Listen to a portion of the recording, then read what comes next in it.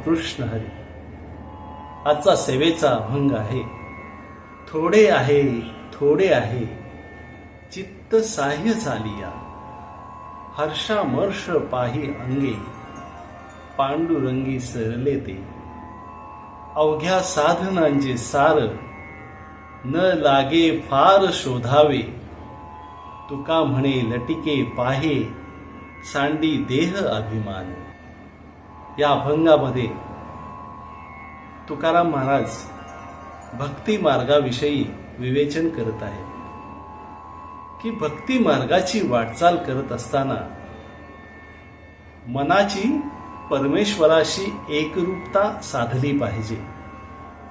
हर्ष आणि खेद हे दोन्ही ज्यांना समान भासतात तेच भक्तीचे अधिकारी होतात. सर्व भक्ती मार्गाचे